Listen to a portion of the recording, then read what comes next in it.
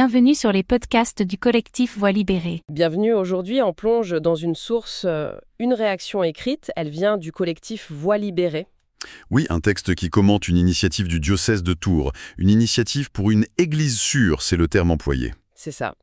Et plus précisément, ça concerne une conférence qui est prévue sur la santé mentale des ados et les réseaux sociaux. C'est le docteur Arnaud Silla qui doit l'animer. Voilà, et donc notre objectif ici, c'est de comprendre pourquoi ce collectif, Voix libérée, a une lecture critique de cette démarche. Qu'est-ce qu'ils disent en gros ? En gros, ils disent pas que le sujet des réseaux sociaux n'est pas important, loin de là. Non, bien sûr.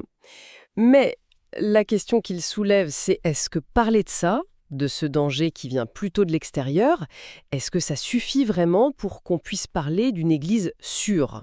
Ah, d'accord, il y aurait une crainte alors. Oui, une crainte que ça détourne un peu l'attention, que ça occulte les problèmes bien internes qui justement ont poussé à parler de sécurisation au départ. Je vois.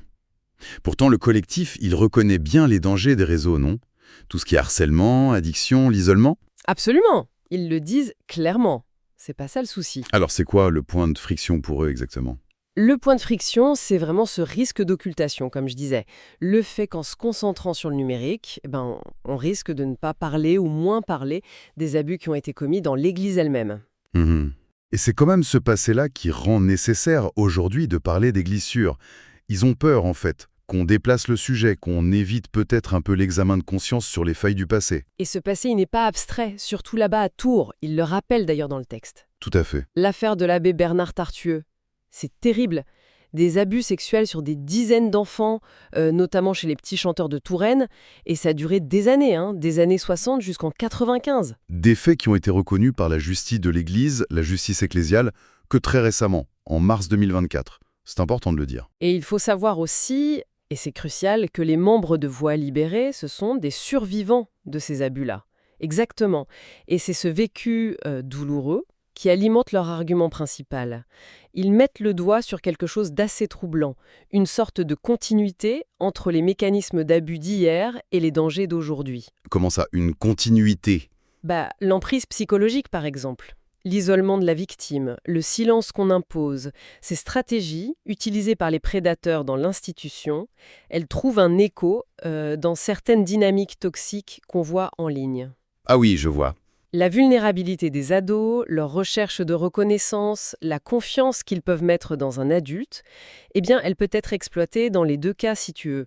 Hier dans une chorale, aujourd'hui sur un réseau social. D'où leur proposition qui est assez directe finalement. Oui. Ils proposent d'intégrer des témoignages de survivants à cette conférence sur les réseaux sociaux. Ah, d'accord.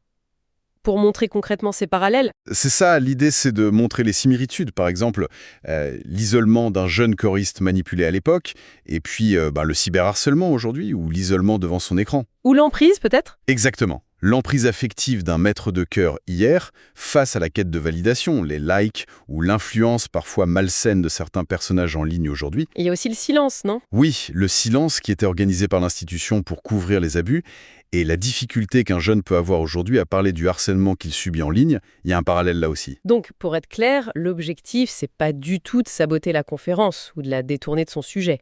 Non, absolument pas. C'est vraiment de l'enrichir, de lui donner plus de poids, plus de profondeur. Le message sous-jacent, il est fort. Pour prévenir efficacement les abus, peu importe leur forme, il faut partir d'une reconnaissance honnête des erreurs passées. C'est un peu un principe universel, ce qu'il souligne. Oui, c'est ça. Les dynamiques d'emprise, de manipulation, elles sont vieilles comme le monde en fait. Ce sont juste les outils et les contextes qui changent. Donc si je résume la pensée de Voix libérée, les réseaux sociaux, c'est un nouveau visage pour des dynamiques d'abus anciennes. Et pour protéger les jeunes aujourd'hui, l'Église ne devrait pas seulement les informer sur les dangers du net, mais aussi, et peut-être surtout, regarder son propre passé en face. Écouter vraiment ce que les survivants ont à dire. Et ça change la définition d'une église sûre, selon eux. Complètement. Ça devient pas juste une église qui fait attention aux dangers extérieurs comme Internet, ça devient une institution qui a le courage d'affronter ses propres blessures. Pour en tirer des leçons, j'imagine. Voilà. Pour apprendre et pour ne pas refaire les mêmes erreurs, les mêmes schémas de silence ou de protection de l'institution au détriment des victimes. Ça amène une réflexion qui dépasse ce cas précis, finalement. Au lieu de se focaliser uniquement sur les nouvelles menaces, qui viennent souvent de l'extérieur, on pourrait se demander jusqu'à quel point est-ce que le fait d'intégrer de manière courageuse, transparente, les échecs, les fautes du passé, jusqu'à quel point ça pourrait transformer en profondeur la capacité d'une institution, quelle qu'elle soit d'ailleurs, à protéger réellement les plus vulnérables demain. Ce podcast a été produit et réalisé par le collectif Voix libérée. Pour nous écrire, partager ou témoigner, adressez-nous un mail à pcantores37@gmail.com. Parce que nos voix comptent. Parce que le silence n'est plus une option. Parce que la mémoire exige justice et vérité.